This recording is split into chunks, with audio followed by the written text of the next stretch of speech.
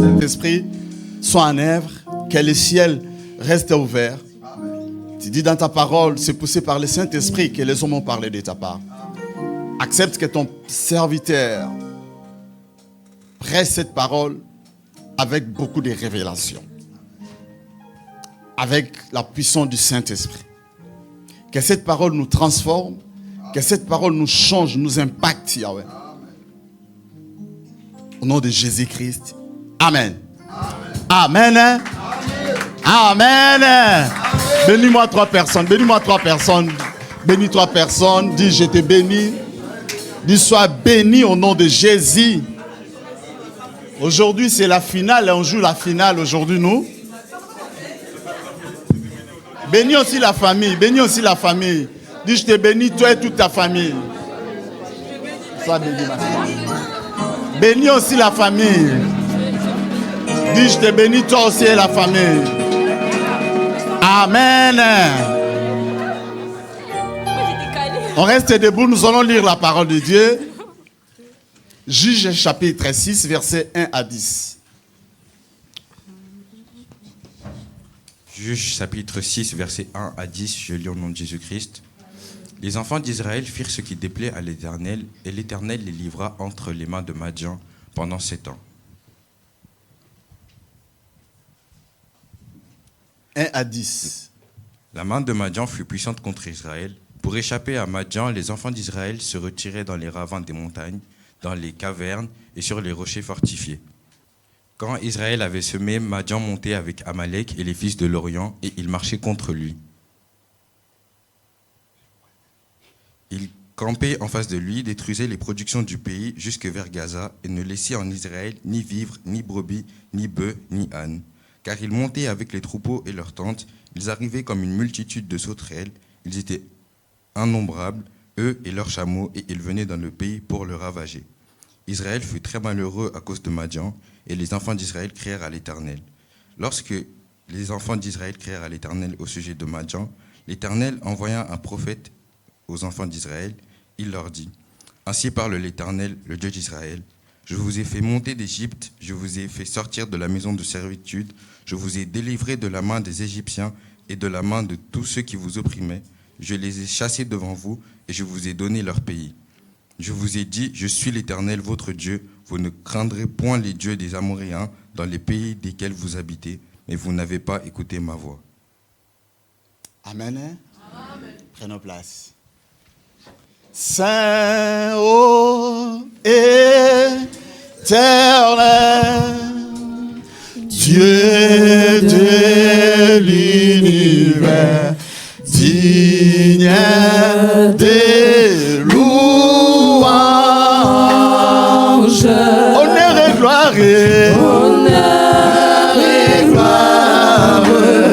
à l'agneau de Dieu, assis sur le trône, il règne à jamais, il règne à jamais. Saint, Saint, Saint, ô éternel, ô Dieu d'amour, Dieu de l'univers, digne des louanges, honneur et gloire à l'agneau de Dieu, assis sur le trône, il règne à jamais, il règne à jamais. Mélodie venue du... On peut adorer ensemble, on adore. Un chant doux et merveilleux t'adore. Tous les anges en harmonie, d'une seule voix célèbre son nom. Ta puissance, Ta puissance et ta splendeur, ta gloire remplissent l'univers. son éclat, Ton éclat et ta splendeur, ta beauté sont incomparables. tu es saint, saint, saint. Oh, éternel, Dieu de Tu es de l'univers. digne de louange. Honneur et gloire Honneur et gloire à l'agneau à l'agneau de Dieu, assis. assis sur le trône. Il règne à jamais. Il règne à jamais. Saint, saint, saint. Oh, éternel, Tu es de l'univers. de Tu es de l'univers. digne de louange. Honneur et gloire Honneur et gloire à l'agneau à l'agneau de Dieu, assis. assis sur le trône. Il règne à jamais. Il règne à jamais. Une offrande d'acclamation pour le roi de gloire. Une offrande d'acclamation. Gloire à Jésus. Amen. Amen. Soyez bénis au nom de Jésus. Amen. Prenons place. Que Dieu nous bénisse. Aujourd'hui, on fête la finale, bien-aimés, de 21 jours. Amen. Satan, il a perdu. Amen. 2026, c'est à nous. Amen. Bien-aimés, vous savez, je suis dans la joie. On va retrouver la nourriture maintenant. Amen, amen. 21 jours de jeûne et prière. C'est pas facile, mais c'est possible. Bien-aimés, ce n'était pas la grappe de faim. On a fait ces sacrifices-là pour chercher la main, pour provoquer Dieu. Bien-aimés, Dieu se montre lorsqu'on les cherche. Il dit, approchez-vous de moi et il s'approchera de vous. On doit d'abord s'approcher de Dieu. Aujourd'hui, on va écouter la parole, on va passer la Sainte Seine et on va déclarer, il y aura des déclarations prophétiques. Bien-aimés, nos vies doivent changer au nom de Jésus. Nous ne sommes pas des pauvres, nous sommes déjà bénis. Quelqu'un peut me dire amen, hein? Dis à ton frère, moi je suis déjà béni, je suis déjà béni. Bien-aimé, pour être béni, c'est pas seulement il faut avoir une villa. Non, non, non, non, non, non. Jésus-Christ, il s'est fait pauvre pour nous enrichir. Riche qu'il était, bien-aimé. Déjà à la croix, Jésus-Christ nous a donné déjà la richesse. Donc comme on est là, on est riche. Cette chose, les gens, on doit vivre maintenant ça. Quelqu'un peut me dire amen, hein? Aujourd'hui, c'est les derniers jours pour notre jeûne de 21 jours. Je voulais dire, bien-aimé, vous savez, on va parler du thème vaincre l'esprit de la pauvreté et entrer dans la bénédiction de Dieu. C'est un thème où on parle vraiment sur le combat spirituel. Comme j'avais dit le premier jour, il y a 2 semaines passées, j'ai prêché la parole. Vous savez, il y a des choses, on peut voir ça, ça peut passer. Mais d'autres choses, lorsque tu vois ça dure, il faut que tu ouvres les yeux. Vous savez, dans la Bible, dans le livre de Jérémie dit, pourquoi ma souffrance est-elle continuelle? Il y a des choses, ce n'est pas normal. Bien aimé, je voulais vous dire, on prie, on adore, surtout dans cette église, nous, c'est l'adoration. Mais je vous dis, il y a des choses, ce n'est pas normal. Il y a des choses, ça demande, il faut chasser. Quelqu'un peut dire amen, hein? Amen. On ne fera pas le combat spirituel de notre doctrine. Nous, notre doctrine, c'est Jésus-Christ de Nazareth. C'est adorer Dieu. Mais il y a des choses, il y a des choses, si tu vois ça dire, tu vois, non, ça c'est pas normal. Je dois me lever. C'est pour cela, c'est 21 jours. C'était 21 jours de combat spirituel. On combattait spirituel, ma bien-aimée. Ici, la Bible nous parle des enfants d'Israël. Ils avaient commis le péché. Ils avaient fait quelque chose que le Seigneur n'a pas aimé. Qu'est-ce que Dieu a fait? Dieu, il s'est retiré des enfants d'Israël. La protection qu'ils avaient lorsqu'ils étaient avec Dieu, Dieu n'était plus avec eux. Bien aimé, lorsqu'on désobéit à Dieu, lorsqu'on désobéit à la parole de Dieu, on s'expose au combat. La Bible nous dit de veiller, d'être sobre, parce que notre adversaire, le diable, rôde comme un lion rugissant. L'ennemi, bien aimé, aujourd'hui, nous avons des ennemis, même si tu n'as rien fait à la personne peut t'attaquer. Aujourd'hui, on a même des ennemis, quelqu'un qui est gentil, vraiment bien aimé, tu lui as rien fait, mais la personne là, c'est la personne qui va te combattre. On a des combats aujourd'hui, même dans nos propres membres de famille, notre famille propre, c'est lui qui va te combattre. Aujourd'hui, les combats, ce n'est pas seulement, je ne sais pas, quelqu'un qui est au-dessus de ta famille, même un voisin. Tu ne lui as rien fait, c'est lui qui va te combattre. C'est pour cela, bien aimé, on doit veiller. On doit être prudent. On doit marcher. Vous savez, ce peuple, lorsqu'ils ont désobéi à Dieu, ils étaient exposés au danger. Qu'est-ce qui s'est passé? Le Seigneur les a livrés entre la main des Madianites. Les Madianites, ils n'étaient pas seuls. Ils se sont réunis, ils ont fait une alliance avec d'autres peuples pour détruire les enfants d'Israël. Les enfants d'Israël, lorsqu'ils s'aimaient, ils ne mangeaient pas, ils ne récoltaient pas. Les Madianites, ils venaient avec d'autres peuples qu'ils ont fait l'alliance avec pour détruire la semence des enfants d'Israël. Les enfants d'Israël, ils n'étaient plus avec Dieu. Dieu n'était plus avec eux. Dieu s'est retiré, ils étaient exposés. Pourquoi? Parce qu'ils ont commis l'infidélité. Qu'est-ce qu'ils ont fait? Ils ont adoré de faux dieux. Ils ont refusé, ils ont rejeté le commandement de Dieu. Et ils étaient en insécurité. Bien aimé, lorsque tu désobéis à Dieu, lorsque tu ne marches pas dans la crainte de Dieu, sache-le, tu te mets en insécurité. La Bible dit, l'ange de l'Éternel campe tout autour de ceux qui les craignent. Bien aimé, tu peux prêcher comme moi, mais si tu ne crains pas Dieu, si je ne crains pas Dieu, bien aimé, je suis exposé au danger. Quelqu'un peut me dire amen, hein? Amen. Tu peux être un homme et une femme de prière. La Bible ne dit pas que l'ange de l'Éternel campe tout autour de ceux qui prient. Prier, c'est bien, c'est beau. Il faut prier, mais il faut plus marcher dans la crainte de Dieu. Amen. L'ange de l'Éternel campe tout autour de ceux qui les craignent et il les arrache au danger. Cela veut dire quoi? Lorsqu'il y a le danger, l'ange de Dieu va te prendre et va te faire sortir. Amen. S'il y aura d'autres personnes qui vont mourir là, et ils mourront. Mais toi, tu ne mourras pas, bien aimé.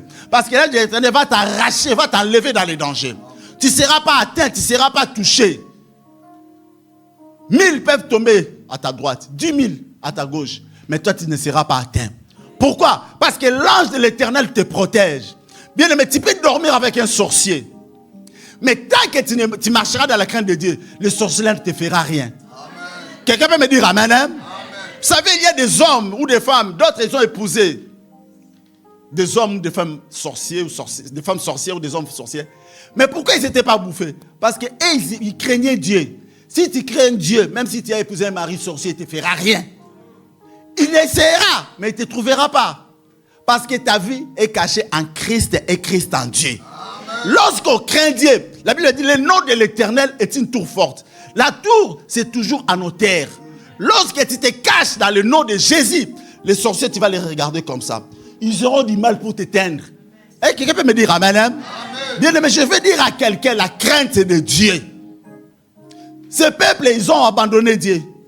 Ils ont rejeté Dieu. Qu'est-ce que Dieu a fait? Dieu s'est retiré d'eux. Bien aimé, Dieu ne peut pas rester là où il y a le péché. Il n'y a pas de protection là où il y a le péché. Ils s'aimaient, mais ils ne bénéficiaient pas. Vous savez, les enfants d'Israël, c'est l'image des chrétiens. Et les Madianites, c'est l'image des sorciers. Les sorciers, leur objectif, toi tu peux travailler, tu peux se sacrifier pour gagner de l'argent. Mais leur objectif, c'est pour détruire ce que toi tu gagnes. Tu gagnes de l'argent, les problèmes arrivent. Tant que tu n'as rien, il n'y a pas de problème. Ils s'aimaient, mais ne bénéficiaient pas. de leurs semences, de ce qu'ils faisaient. Ils ne bénéficiaient pas. Pourquoi? Les Madianites, ils venaient avec d'autres peuples pour détruire. Et ils ont fait 7 ans de souffrance, bien-aimés. Dans la version Parole de vie, au verset 6, la Bible dit ceci, Juge 6, version Darby. Et Israël fut très appauvri à cause des mendiants. Est-ce qu'on peut le mettre à verset 6? Juge 6, verset 6. La version qui est Darby. Et Israël fut très appauvri. Ils étaient vraiment dans la misère à cause des mendiants. Israël fut très malheureux. Dans d'autres versions, ils étaient pauvres. On est en train de parler vaincre l'esprit de la pauvreté. À cause des mendiants, Israël, ils étaient pauvres. Mais lorsque Israël, pendant 7 ans de souffrance, ils ont dit non, non, non. Ils ont crié à Dieu. Lorsqu'on crie à Dieu, bien-aimé, le cri là, c'est la prière efficace. C'est la prière urgente. Ils ont fait des prières où Dieu ne pouvait pas rester sans rien faire. Dieu a envoyé un prophète. Et les prophètes là, les a parlé par rapport à ce qu'ils avaient fait. Et Israël, ils se sont repentis. Ils ont fait la repentance. Et Dieu a envoyé Gédéon pour aller délivrer les enfants d'Israël. Vous savez, bien-aimés, on va parler aujourd'hui comment vaincre l'esprit de la pauvreté. La pauvreté, c'est une arme où l'ennemi, comme j'avais dit la fois dernière, utilise ça pour faire du mal aux enfants de Dieu. Bien-aimé, si tu es pauvre, tu risques d'avoir un mauvais cœur à cause de la pauvreté. Tu risques de convoiter les autres. Pourquoi? Parce que toi, tu n'en as pas. C'est pour cela, il ne faut jamais aimer la pauvreté. La pauvreté, ce n'est pas bien, bien-aimé. C'est une arme que le diable utilise pour affaiblir, pour détruire les enfants de Dieu. Premier point, on va parler aujourd'hui. Comment vaincre l'esprit de la pauvreté? Comment on peut le faire? Comment on peut faire? C'est possible de vaincre l'esprit de la pauvreté. Parce que Jésus-Christ nous a donné le pouvoir de marcher sur les serpents, sur les scorpions et sur toute puissance de l'ennemi. La pauvreté, c'est la puissance de l'ennemi. Quelqu'un peut dire amen, hein? Comme tu es là, tu as le pouvoir. Pour vaincre l'esprit de la pauvreté, ce n'est pas seulement le pasteur de faire ça pour toi. Toi-même, comme tu as Jésus, tu peux vaincre ça. Quelqu'un peut me dire amen, hein? Première chose, il faut marcher dans la crainte de Dieu. Première chose pour vaincre l'esprit de la pauvreté, bien-aimé, ce n'est pas d'abord la dîme. Tu peux donner la dîme. C'est bien, mais il faut marcher dans la crainte de Dieu.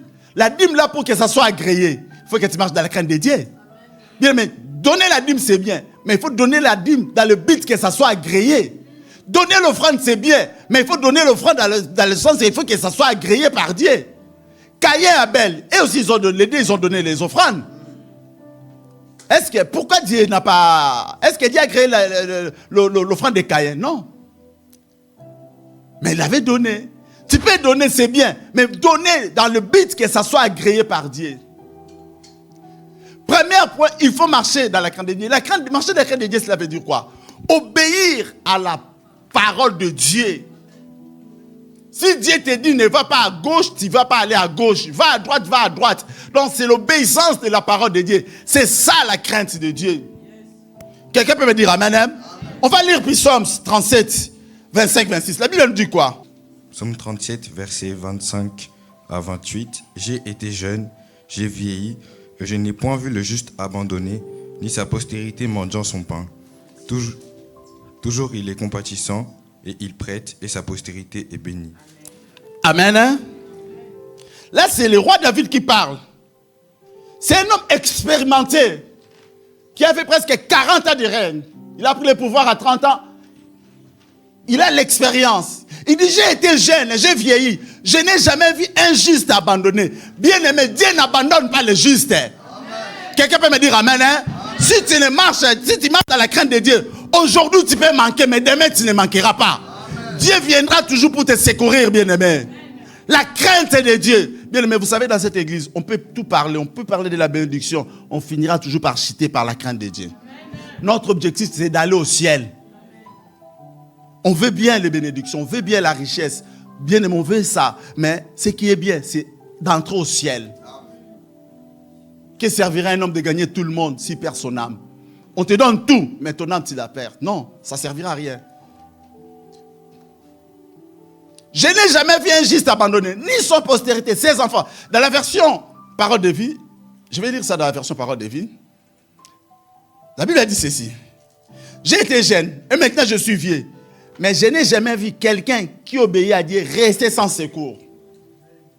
Dieu vient toujours au secours de ceux qui marchent dans la crainte de Dieu. Il dit ceci encore. Je n'ai jamais vu ses enfants manger leur nourriture. Bien aimé, si tu marches dans la crainte de Dieu, même tes enfants ne manqueront de rien. Même si un jour tu n'es plus là, tu vas auprès du Père, tes enfants ils resteront bénis à partir des bienfaits que toi tu as fait. Parce que toi tu as marché dans la crainte de Dieu. Vous savez, d'autres privilèges qu'on a aujourd'hui, c'est à cause de nos parents parce qu'ils ont fait de bonnes choses. C'est pour cela, parents, pensez toujours à vos enfants. Fais du bien. Lorsque tu feras du bien, sache que tes enfants ils vont récolter ça. Il y aura des portes qui seront ouvertes pour tes enfants. Il y aura de la faveur sur tes enfants parce que tu as marché dans la crainte de Dieu. Il dit ceci, tous les jours, celui qui obéit à Dieu a pitié et il prête. Bien aimé, toi tu vas parler, prête-moi, prête-moi. Aujourd'hui, bien aimé, tu peux aller demander aux gens, prête-moi. C'est la même personne. Tu tournes les deux et commences à te critiquer. C'est pour cela, je vais donner conseil à quelqu'un. Fais tout de gérer le paix que Dieu te donne. Évitez d'aller demander, s'il vous plaît. Pour ton respect, pour ta crédibilité, parce que tu ne sais pas comment des fois on te rabaisse parce que tu vas demander, prêtez-moi. Quelqu'un peut me dire amen, hein? Amen. Si c'est possible, si tu n'as pas le choix, gloire à Dieu. Mais si tu peux gérer le paix, parce qu'aujourd'hui le problème c'est quoi? Vous savez, nous, enfants de Dieu, on a l'esprit de gaspillage. Le gaspillage, c'est l'esprit de la pauvreté. Tu en as, mais tu ne sais pas garder pour le lendemain. Toi, tu dis, je vais finir, demain j'aurai. Qui t'a dit demain tu auras? Ou c'est que tu es aujourd'hui, tu crois que demain tu auras la même chose? Bien aimé, c'est que tu es aujourd'hui, demain tu peux perdre ça aussi. C'est pour cela, si Dieu te donne, prends soin, garde bien, gère bien. Enlevez l'esprit de gaspillage, bien aimé. Vous savez, il y a des gens, s'ils préparent la nourriture à la maison, s'il s'arrête, il reste, il faut jeter. Ah, bien aimé, pourquoi les réfrigérateurs on l'a fait? Quelqu'un peut me dire amen, hein? Ne montre pas que bon, tu crois que la nourriture, si ça dort, les sorciers vont venir, d'autres peut-être ont peur, si ça dort, les sorciers vont venir faire pipi sur ça. Qui t'a dit? Quelle pensée là? Tu vois les sorciers partout. Et le sang de Jésus, c'est où? La Bible a dit tout est purifié, sanctifié par la prière, par la parole. Déjà, toutefois, lorsque nous on mange, on sanctifie déjà la nourriture qu'on mange. Bien aimé, enlevez, rejetez l'esprit de gaspillage. Parce que le gaspillage va t'amener à la pauvreté. Ici, David dit, tous les jours, celui qui obéit à Dieu a pitié et il prête. Il a un bon cœur. Les personnes qui craignent Dieu, ils ont un bon cœur. Ils sont toujours compatissants. Ils ont pitié des gens. Ils n'aiment pas voir les autres souffrir. Bien aimé, il faut avoir ce bon cœur-là, bien aimé. N'aime pas voir quelqu'un souffrir devant toi, bien aimé. Si tu en as, partage avec ce qui manque. Celui qui donne aux pauvres prête à l'Éternel, qui les rendra bien aimés. Quelqu'un n'en a pas. Ne garde pas un mauvais cœur. Tu dis non, Dieu pour chacun pour soi, Dieu pour tous. C'est dans quel verset? Jusqu'à maintenant, je n'ai pas trouvé ces versets-là. Chacun pour soi, Dieu pour tous. Nous sommes bénis pour bénir aussi les autres. Quelqu'un peut me dire amen, hein? Amen. Il dit ceci. Ses enfants sont pour lui une bénédiction. J'aime bien cette version. Tes enfants, pour toi, ils sont une bénédiction. Bien, mais ça fait plaisir lorsque l'un de tes enfants ou l'une de tes enfants te bénit. Hein? Ça fait plaisir. Hein? Est-ce que vous avez constaté ça déjà? Ah, bien aimé. Si tes enfants te bénissent, vous savez, un jour, ma fille, elle m'a fait pleurer. Elle m'a béni. C'était mon anniversaire. Elle m'a donné de l'argent beaucoup. J'ai dit, ah, lorsqu'il aura beaucoup, je pense qu'il aura des Ferrari elle va me fourrer là. Ah, bien aimé. C'est pour ça, enfant, s'il vous plaît, si tu es béni, bénis tes parents. Amen. Nos parents, ils ont fait beaucoup pour nous, bien aimés. Vous savez, d'autres personnes, non, j'arrête là. Enfants, bénissez vos parents. Si nos enfants sont une grande bénédiction. Tu ne peux pas voir l'un de tes parents souffrir, galérer. Non, non, non. Toi, tu as les moyens. Toi, tu attends même pour que les parents puissent partir pour que tu prennes sa maison. Vous savez, il y a des gens comme ça, bien-aimés. Un jour, j'écoutais un témoignage. Un monsieur, même pour acheter la télé, il disait, il attendait sa maman, elle va mourir bientôt pour récupérer la télé. Même la télé. À Auchan, tu les trouves. À Carrefour, tu les trouves. Même bon coin, ils vont les télé en occasion. Bon coin. Mais il attend que la maman puisse partir. Regarde comment il tue sa maman. Les mamans comme ça, tu attends. Il va rester encore longtemps. C'est toi qui vas partir même avant elle. Nos enfants sont une grande bénédiction pour nous. C'est pour ça, parents, bénissez toujours vos parents. Vos enfants, pardon. Bénissez toujours vos enfants. Ne maudissez pas vos enfants. Même s'ils font des bêtises, bénissez-les. Parce que lorsque tu maudis, le sorcier prend cette parole-là. Ton enfant, il va souffrir toute sa vie. Parce que lorsque toi tu parles, tu donnes l'accès au sorcier pour faire du mal à tes enfants. Quelqu'un peut me dire amen, hein? On va lire un autre verset. Deutéronome 28, 1, 2. Sire, toujours, il faut marcher dans le camp de Dieu. Deutéronome 28, versets 1 à 2. Si tu obéis à la voix de l'Éternel, ton Dieu, en observant et en mettant en pratique tous ses commandements que je te prescris aujourd'hui, l'Éternel, ton Dieu, te donnera la supériorité sur toutes les nations de la terre. Voici toutes les bénédictions qui se répandront sur toi et qui seront ton partage lorsque tu obéiras à la voix de l'Éternel, ton Dieu. On nous met au 6 à 8 encore. Tu seras béni à ton arrivée et tu seras béni à ton départ. L'Éternel te donnera la victoire sur tes ennemis qui s'élèveront contre toi. Ils sortiront contre toi par un seul chemin et ils s'enfuiront devant toi par 7 chemins. L'Éternel ordonnera à la bénédiction d'être avec toi dans tes greniers et dans toutes tes entreprises. Il te bénira dans le pays que l'Éternel, ton Dieu, te donne. On lit 13. L'Éternel fera de toi la tête et non la queue. Tu seras toujours en haut et tu ne seras jamais en bas. Lorsque tu obéiras au commandement de l'Éternel, ton Dieu, que je te prescris aujourd'hui, lorsque tu les observeras et les mettras en pratique. Toutes ces choses qu'on vient de voir là, il y a une condition pour que tu sois la tête. Vous savez, on dit beaucoup, je serai la tête et non la queue. Ils me feront la guerre, ils ne me feront pas. Mais il y a une condition. Remettez-moi le verset 1, 2. Si tu fais quoi? Cela veut dire quoi obéir? Si tu crains Dieu, c'est ça, non? Si tu obéis à la voix de l'Éternel, ton Dieu, en observant, si tu crains Dieu, tu auras même, Dieu te donnera même la supériorité sur toutes les nations. Bien-aimé, tu auras la supériorité même sur les sorciers. Tu vas les écraser. Verset 2. Voici toutes les bénédictions qui se répandront sur toi, qui seront ton partage. Donc, partout, c'est les bénédictions qui vont te suivre en fait. Tu ne vas pas aller chercher les bénédictions, mais les bénédictions vont te suivre. Ça sera ton partage. À condition pour avoir tout ça, lorsque tu obéiras à la voix de l'Éternel ton Dieu. Bien-aimé, si tu crains Dieu, tu seras la tête et non la queue. Si tu ne marches pas dans la crainte de Dieu, tu seras la tête non la queue, ça sera un slogan. Ça ne se accomplira pas parce que tu ne crains pas Dieu. Il y a une condition, même dans la Bible ici, ils ont mis ceci, condition de la bénédiction. Donc pour recevoir tout ça, il faut que tu puisses obéir à Dieu. Donc un jour lorsque tu diras je serai la tête non la queue, regarde bien ta vie. Quelqu'un peut dire amen, hein? Bien aimé, Dieu c'est un Dieu de principes. Il a mis ses principes. Le principe là, il faut que ça soit respecté. Amen, hein? On va lire Proverbe 22:4. La Bible dit quoi?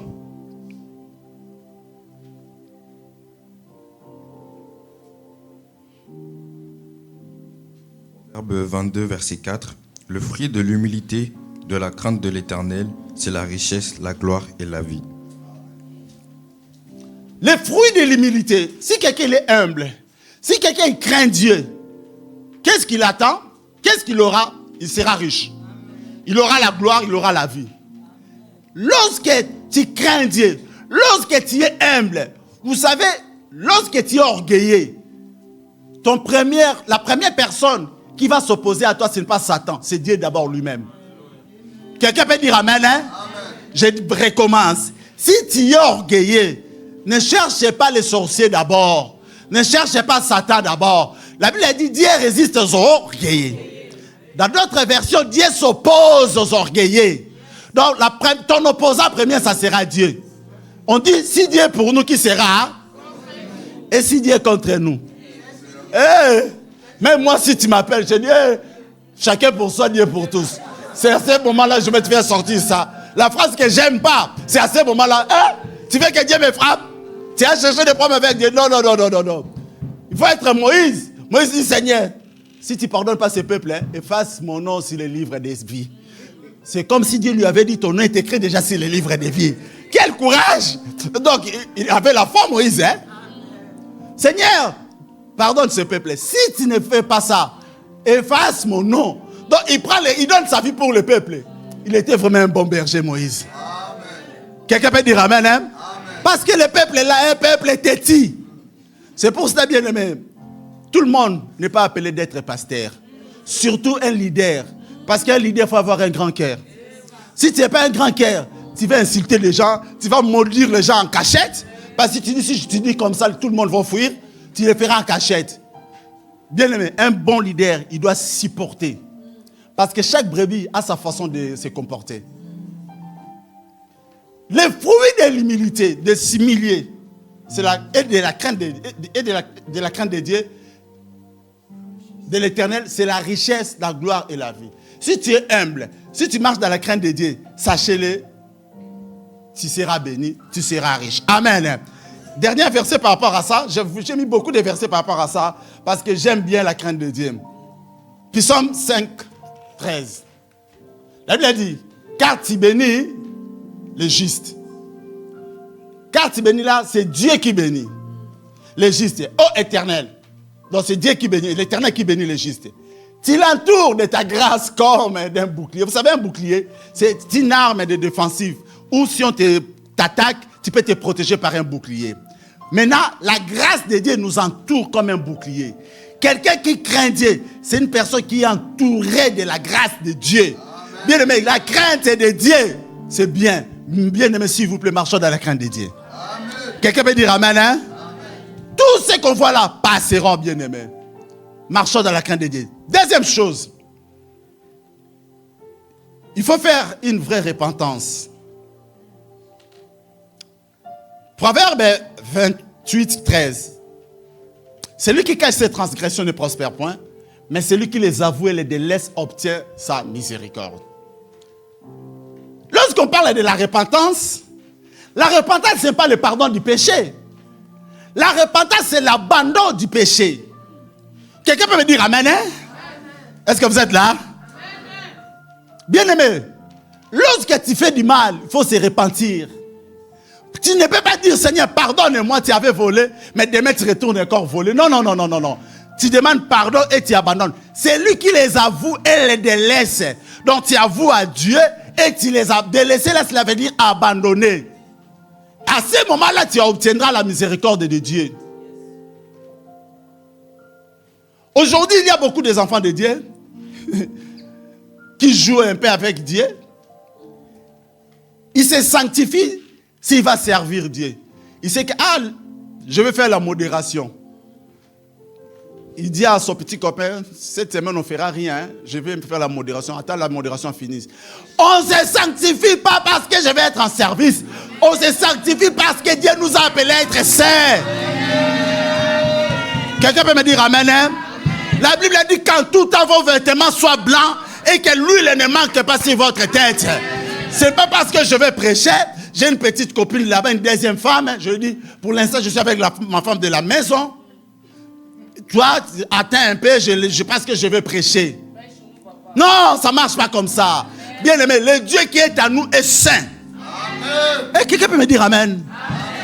Saint, Saint, Saint, ô éternel, toi qui as fait terre et ciel, je t'adore, ô Dieu. Je t'adore, ô Dieu. Tout à moi reconnaît que tes œuvres sont parfaites. je t'adore, ô Dieu. Wow. Je t'adore, Saint, Saint, Saint, Saint.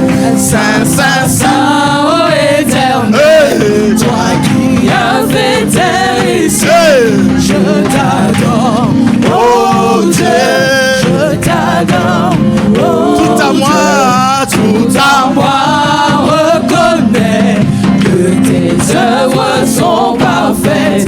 Je t'adore, oh Dieu, je t'adore, oh Amen. Merci. Amen. Bien-aimé, notre Dieu est saint. Vous savez, j'aime bien la sensibilité spirituelle que nous avons. Que Dieu vous bénisse. Hein? On est sensible à l'esprit. Bien, mais il faut être sensible à l'esprit. Ah, j'aime bien le Saint-Esprit. Dieu est avec nous. Ah, que Dieu soit loué. Bien, mais il faut être sensible à l'esprit de Dieu. Si tu es sensible à l'esprit de Dieu, Dieu te parlera. Tu écouteras Dieu par la voix audible. Dieu te parlera, bien-aimé. Ne sois pas dans la distraction. Sois sensible. Bien-aimé, la repentance, ce n'est pas le pardon du péché. C'est abandonner le mal. Jésus revient bientôt. Le jour où Jésus reviendra, personne ne sait. Personne. On ne se sanctifie pas parce que je vais être en service. Parce qu'aujourd'hui, c'est moi qui vais prêcher. J'abandonne le péché. Je demande pardon. Je mets le péché en pause. On ne peut pas mettre le péché en pause. Le péché, on l'abandonne. On le jette dans la fleuve, dans l'eau de Saône, là. Si c'est fleuve Saône, si c'est quoi Saône, là. Ou Rhône, si je ne sais pas quoi. On les jette pour partir. Ou à Méribel, là-bas, pour que tu ne retrouves plus. On ne les met pas à côté, tu les mets dans les garages comme on garde nos voitures, nos véhicules. Tu dis, je te récupère après. Notre Dieu est saint. Il faut que ceux qui s'approchent de Dieu soient saints. Si au protocole, ne dis pas que bon, attends-moi un peu. Cette semaine, je suis au protocole. Hein. Je vais servir un peu. Et puis après, non! Dieu est saint. Celui qui habite en toi est saint. La repentance, c'est abandonner le péché totalement. Troisième chose. Parce qu'on va prier, on va prendre la Sainte Seine, on va prier pour nos enfants aussi. Aujourd'hui, c'est les derniers jours. Troisième chose. Il faut connaître les projets de Dieu pour sa vie. Pour vaincre le péché, il faut connaître ce que Dieu veut pour toi. Est-ce qu'on peut le mettre Jérémie 29, 11? On peut lire ça. Jérémie 29, 11. La Bible dit quoi? Jérémie 29, verset 11. Car je connais les projets que j'ai formés sur vous, dit l'Éternel, projets de paix et non de malheur, afin de vous donner un avenir et de l'espérance. Amen. Hein? Dieu connaît les projets qu'il a formés pour nous. Les projets de Dieu, c'est les projets de paix. Ce n'est pas les projets de malheur, mais c'est les projets de bonheur, afin de nous donner un avenir, afin d'avoir une destinée meilleure.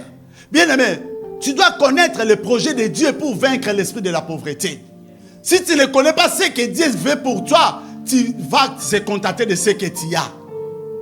Pour se révolutionner, pour dire que je veux plus, Seigneur, il faut connaître ce que Dieu veut pour toi. Il faut connaître le projet de Dieu pour ta vie.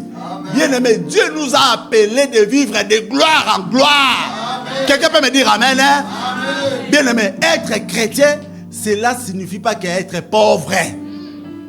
Bien-aimé, tu peux être chrétien, mais tu es béni. Quelqu'un peut me dire amen, hein? Amen. Vous savez, le président américain, il est riche, il est milliardaire, mais il est chrétien. Donald Trump, là, peu importe les gens, ce qu'il fait, comme il dit des choses, mais c'est un chrétien. Moi, ce que j'aime à lui, c'est un chrétien. Des fois, il parle, lui, il a peur de personne, il dit des choses, il l'attaque. Mais ce qui est bien à lui, il est chrétien. L'autre, Elon Musk, est là aussi. Il peut être aussi le monsieur de Tesla, là. Et ils sont contre des choses où, bien aimé, tu peux être riche et aussi chrétien. Donc, c'est valable. Donc, c'est quelque chose qui est compatible. Ne te vois pas que bon, être chrétien, il faut toujours... Non. Tu peux être riche et chrétien. Amen. Bien aimé, on peut gagner les âmes par rapport à nos richesses aussi. Quelqu'un peut dire amen, hein? Amen. Il faut connaître... La Bible dit, mon peuple périt par faute de connaissance. Si tu n'as pas la connaissance de ce que Dieu fait pour toi, tu resteras dans la pauvreté. Vous savez, il y avait l'un des fils des prophètes. Il était mort. Lorsqu'il est mort, il a laissé des dettes. Les créanciers ils sont venus pour prendre ses enfants. La femme, elle est partie voir Élisée pour dire, regarde, ton serviteur, mon mari, il craignait Dieu. Mais il a laissé des dettes. Les gens sont venus pour prendre mes enfants. La femme, elle avait de l'huile. C'est là où il y avait le miracle de l'huile. L'homme de Dieu, il a prié pour l'huile, il y avait beaucoup d'huile. Cet homme-là, il craignait Dieu, mais il a laissé des dettes. On peut arriver à un niveau bien-aimé, en partant un jour, laisse un compte plein. Amen. Quelqu'un peut dire Amen, hein? Amen. Tes enfants, ils vont bénéficier de ça. N'ayez pas dans l'esprit. Moi, je vais partir un jour, je vais vider mon compte avant que je parte. Ah! Non. Laisse pour les enfants. Quatrième chose. Comment vaincre l'esprit de la pauvreté? Il faut refuser ça. Bien aimé, vous savez, j'aime bien cet homme, le roi Ézéchias. Un grand prophète, Esaïe, il est venu lui dire, roi, laisse les consignes dans ta famille, dans ta maison. Parce que la maladie, il était un homme malade. Il était malade à cette époque-là. Le prophète Isaïe, il est parti voir le roi Ézéchias pour lui dire, laisse les consignes dans ta maison parce que tu mourras. Le prophète Isaïe, ce n'est pas n'importe quel prophète. C'est un grand, parmi les grands prophètes de la Bible. C'est des personnes, lorsqu'elles disent des choses, tu verras ça. Donc Dieu lui parlait. Mais vous savez, le roi Ézéchias, il a refusé. Il a dit, Seigneur, non, souviens-toi de moi. J'ai fait ça. Il a prié Dieu. Et Dieu, il a sauvé le roi Ézéchias. Il lui a rajouté 15 années de plus. Bien-aimé, la pauvreté, si tu dis, tu es content, tu dis, bon Seigneur, que ta volonté soit faite. La volonté de Dieu vient de lire. Le projet qu'il a formé pour nous, c'est le projet de paix, non de malheur. Dieu, il ne veut pas que nous soyons des pauvres. Nous sommes bénis de toutes sortes de bénédictions célestes, spirituelles en Jésus-Christ. Dieu nous a bénis. On dit spirituel, mais toute chose pour que ça devienne physique, ça commence d'abord par la spiritualité. Quelqu'un peut dire Amen, hein? Amen. Il faut refuser. On va lire 1 Chronique 4 et 10. 1 Chronique 4, verset 10. Jaébet invoqua le Dieu d'Israël en disant, si tu me bénis et que tu étendes mes limites, si ta main est avec moi, et si tu me préserves du malheur, en sorte que je ne sois pas dans la souffrance. Et Dieu accorda ce qu'il avait demandé. Jabez, il a invoqué Dieu d'Israël en disant, si tu me bénis et que tu étendes, donc tu recules mes limites. Si ta main est avec moi et si tu me préserves du malheur, en sorte que je ne sois pas dans la souffrance. Et Dieu accorda ce qu'il avait demandé. Donc Jabez, comme j'avais dit la fois dernière, par rapport à son nom, la souffrance poursuivait Jabez parce que sa maman l'a eu dans la souffrance. C'est pour cela qu'elle a donné le nom de Jabez.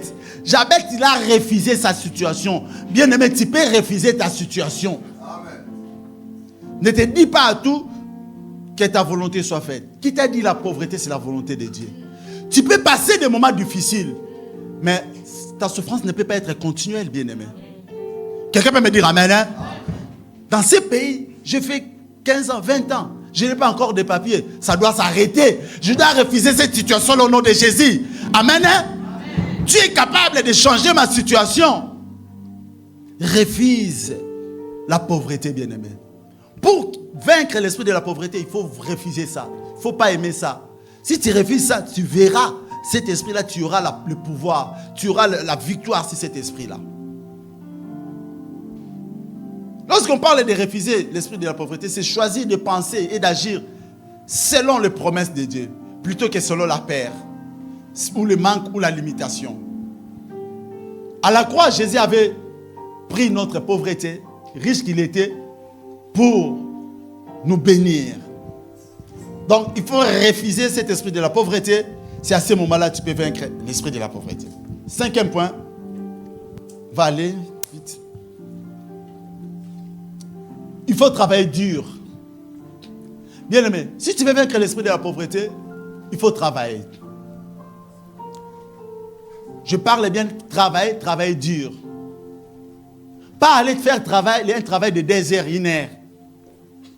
Non, travailler dur. S'il faut faire des heures supplémentaires, il faut le faire tant que tu es en bonne santé. Quelqu'un peut me dire Amen, hein? Si il faut faire un double travail, pourquoi pas? Tant que ça ne t'empêche pas de servir ton Dieu. Tant que ça ne t'empêche pas d'avoir une vie de prière. Si tu as cette possibilité, bien aimé, il faut travailler dur. Dieu aime le travail. Lorsqu'on parle, il faut travailler dur, cela veut dire quoi? Il faut aimer le travail. Il faut accepter même de faire des sacrifices, des horaires. Des fois, c'est compliqué, il faut commencer à 5 heures du matin. Il y a des pénibilités dans ce travail-là, c'est ça. Quelqu'un qui travaille dur, c'est quelqu'un qui ne dépend pas des autres. Parce qu'il y a des gens pour vivre, il faut qu'il attende qu'on lui donne. Non, tu dois apprendre toi-même de chercher comment pêcher les poissons. Au lieu qu'on te donne tout le temps. Quelqu'un qui travaille dur, c'est quelqu'un qui n'abandonne pas facilement. Parce qu'il y a des travails bien aimés. On te prend la tête chez le patron. Mais toi, comme ton objectif, c'est de gagner ton argent, tu ne vas pas regarder ça. Quelqu'un peut dire amen, hein? Mais ce qui est mis encore, sachez-le, il y a des gens qui Dieu a appelés pour être eux-mêmes les boss. De ne pas travailler pour les autres personnes. Si tu peux créer ton entreprise, pourquoi pas? On va lire Proverbe 14, 23.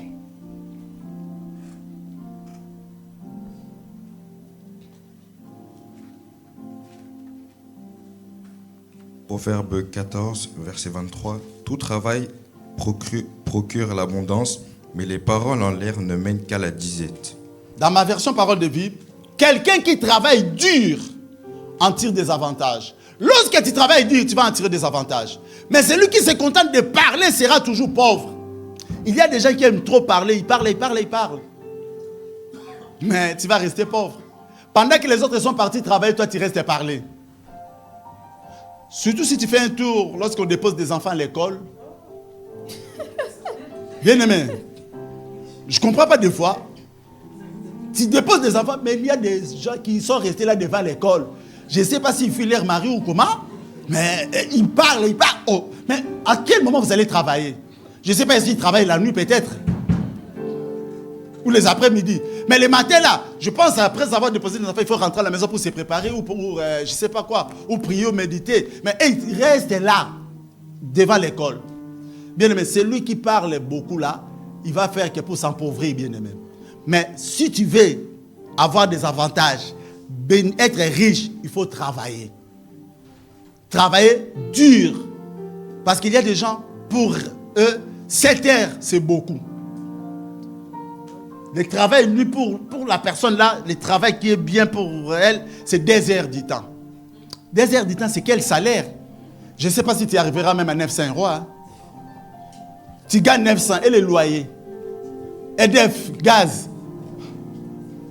Tu n'arriveras pas à s'en sortir. Bien aimé, il faut travailler dur. Il faut aimer le travail. Tant que Dieu nous donnera la bonne santé, il faut travailler. Au moins que tu n'as pas la possibilité de travailler. Là, Dieu voit, Dieu te donnera un jour la possibilité. Mais lorsque Dieu nous fait grâce, si Dieu nous fait grâce de travailler, il faut le faire. 6e chose, il faut faire des prières efficaces et des proclamations de victoire. Bien aimé, pour que la pauvreté quitte ta vie, ça demande des prières efficaces, comme Jabez il avait fait. Jabez il a fait des prières efficaces, comme les enfants d'Israël les ont fait. Juge 6, 7. La Bible dit quoi? Est-ce qu'on peut mettre ça? On peut lire ça? Juge 6, 7. La Bible dit quoi? 6, verset 7. Lorsque les enfants d'Israël crièrent à l'Éternel au sujet de Madian... C'est bon, merci, on s'arrête là. Ils ont crié. Le jour où j'ai crié à l'Éternel, mes ennemis reculent. Tes ennemis vont reculer lorsque tu vas crier, lorsque tu vas implorer Dieu. Crier là, c'est une prière urgente. C'est une prière où ça change les choses. Bien aimé, aime la prière. Pour vaincre l'esprit de la pauvreté, il faut faire des prières efficaces. La pauvreté, ça ne va pas partir comme ça. Non, non, non. Il faut faire des prières efficaces.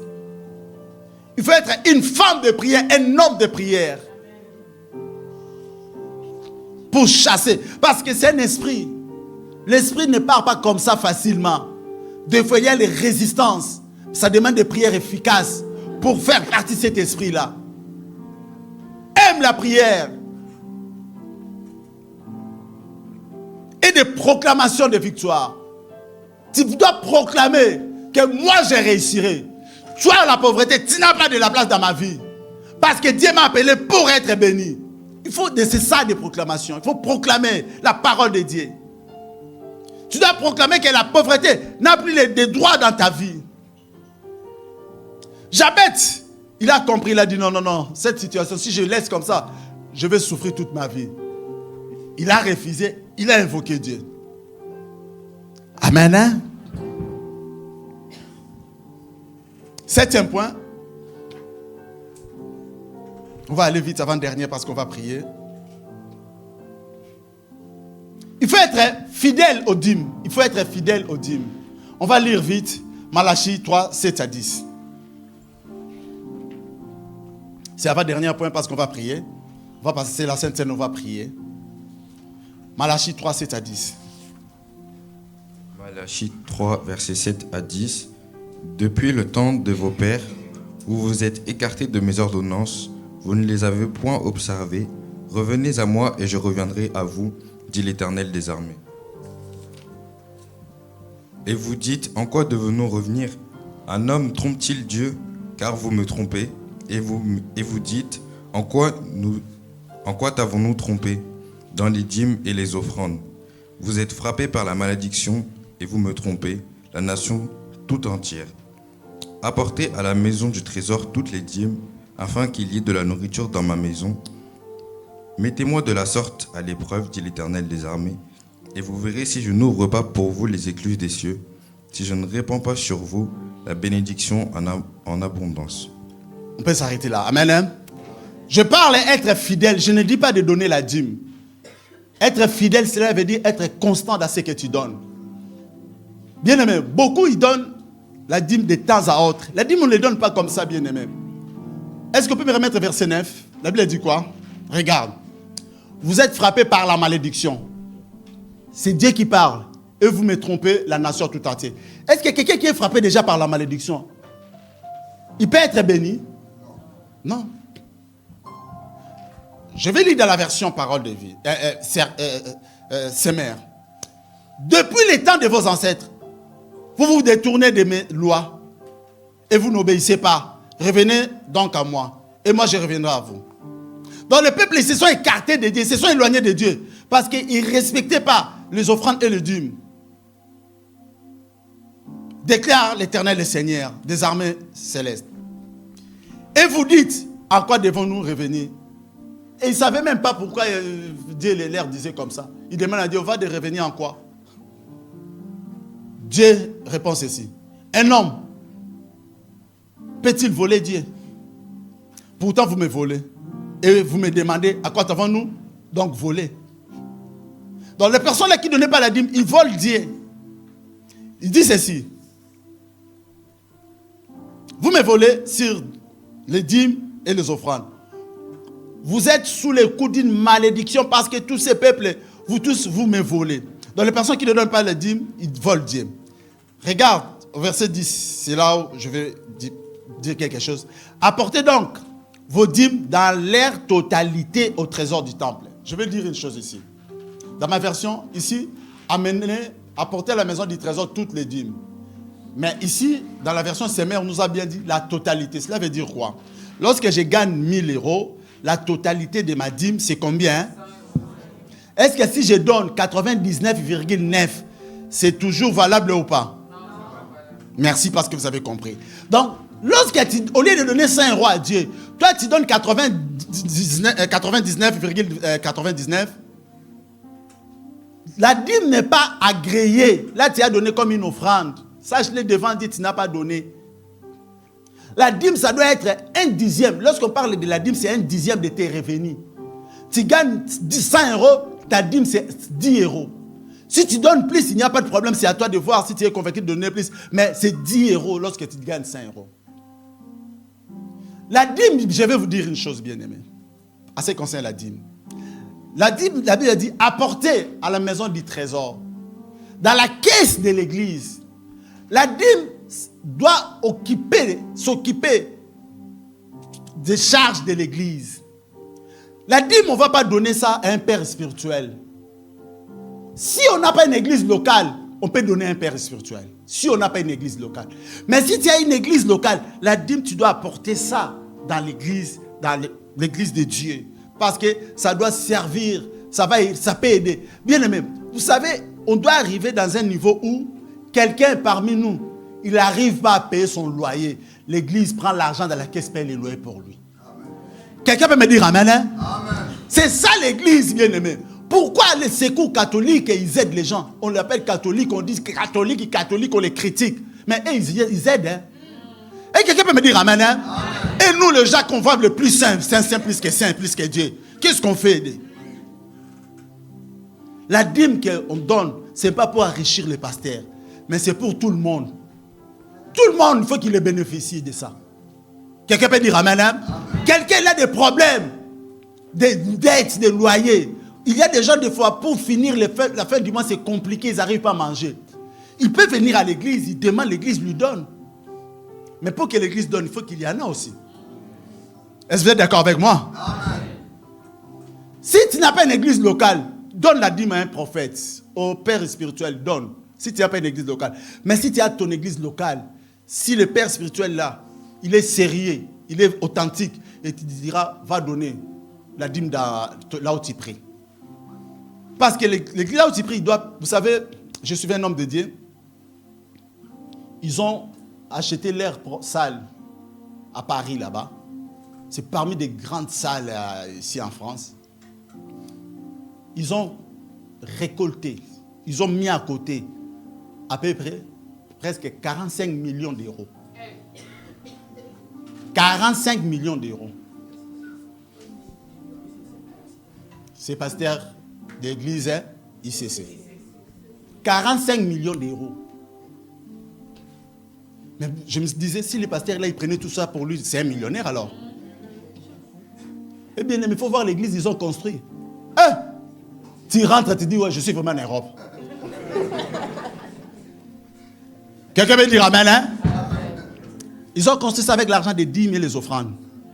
Ils ont fait aussi des dons, bien aimés. 45 millions d'euros. Mais l'église, la construction a coûté plus. Mais c'est qu'ils avaient 45 millions. J'ai écouté le témoin, j'ai dit, ah. Mais s'il était un pasteur cupide, je voulais dire, c'est à moi, vous allez cotiser, bien aimé. Les gens donnent la dîme, il faut qu'ils cotisent encore. Oh, et pitié des gens quand même. Quelqu'un peut dire amen, hein? On n'est pas là pour piller les enfants de Dieu. Non, bien aimé. Comme on est là, nous tous aussi, on a nos problèmes. Est-ce que quelqu'un peut me dire amen, hein? Est-ce que vous êtes d'accord avec moi? Amen. L'église, on n'est pas là pour... Surtout dans cette église, bien aimé. Après, j'ai des collaborateurs. Et si vous devez demander, non, on ne demande pas, s'il vous plaît. Bien aimé. Parce qu'on donne déjà la dîme. Il faut qu'on demande encore. Non. Parce qu'on est là, la plupart, on a des familles aussi en Afrique, on doit aider. On ne doit pas seulement donner à l'église, non. L'église aussi, il faut qu'il peut nous donner aussi. Bien aimé, s'il vous plaît, soyons fidèles à nos dîmes. Toi qui n'as pas encore, je sais dans cette église, pourquoi on ne parlait pas trop des dîmes? Pourquoi? Parce que Dieu nous a bénis. Ici, dans cette église, on bénit Dieu pour les dîmes. On respecte ça beaucoup. Toi qui n'as pas encore donné, personne ne t'oblige. Si tu es convaincu par la parole de Dieu, commence à donner. Mais ne fuis pas l'église parce qu'on parle de dîmes là-bas. Ici, on ne force pas. C'est Dieu qui te touche. Si Dieu te touche, tu donnes. Si Dieu ne te touche pas, ne donne pas. Mais si tu es touché par Dieu, commence à donner. Sache-le. Dieu dit ceci. Pour vous, je menacerai celui qui dévore. Même celui qui va venir toucher à ta santé. Dieu, il va menacer cette personne-là. Bien-aimé, si Dieu menace tes ennemis, Dieu les écrase directement.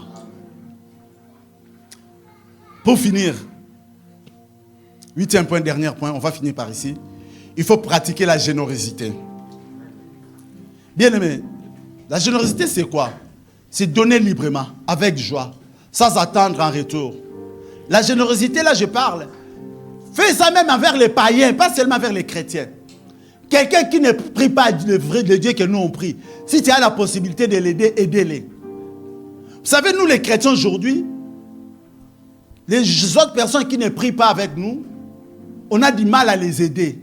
Ah, peut-être elle va bloquer mon argent. Bien aimé, s'il essaye, lorsque tu lui donnes de l'argent, c'est le charbon ardent que tu mets sur sa tête. S'il essaie de te faire du mal, ça va retourner contre lui. Quelqu'un peut dire amen, hein? L'argent que toi tu as gagné, tu as travaillé dur pour avoir ça, tu donnes à quelqu'un, quelqu'un va te faire du mal, ça retournera contre lui. Parce que toi tu lui as donné de bons cœurs.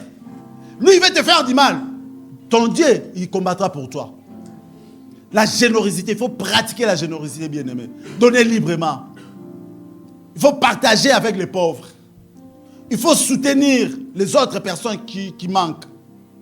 S'il faut faire des dons à l'église, il faut le faire. Il faut avoir la bienveillance envers les étrangers, les veuves, les orphelins. Aider, bien-aimé. On va lire un dernier verset, on va prier. L'air. Proverbe 11, 24, 25. On va clôturer ici. Ces derniers versets.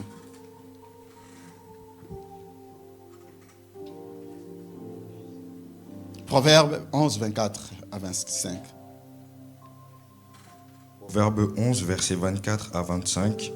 Tel qui donne libéralement devient plus riche, et tel qui épargne à l'excès ne fait que s'appauvrir. L'âme bienfaisante sera rassasiée, et celui qui arrose sera lui-même arrosé. Amen. 24. Tel qui donne libéralement. Lorsque tu donnes avec générosité, tu deviens plus riche. Pour devenir riche, donne. Comme j'ai dit, même nos familles, s'il faut aider les membres de ta famille, il faut aider. Ne dis pas, j'ai fait déjà beaucoup pour la famille. Non, si tu en as, nous sommes bénis pour bénir les autres. Il faut être les Joseph de ta famille. Vous savez, il y a beaucoup de bien-aimés. Ils aiment bien donner seulement à l'église, mais ne donnent pas à leur famille. Non, ce n'est pas bien. Si tu donnes à l'église, donne aussi à ta famille. Aide la famille, aide les autres personnes. Lorsque tu épargnes à l'excès, plus que ce que tu en as vraiment besoin, mais tu épargnes et conzo, tu vas faire qu'elle s'appauvrir. Épargner, c'est bien, mais pas en excès sans oublier Dieu. Là, ce n'est pas bien. Quelqu'un bénisse sa parole. On se met debout.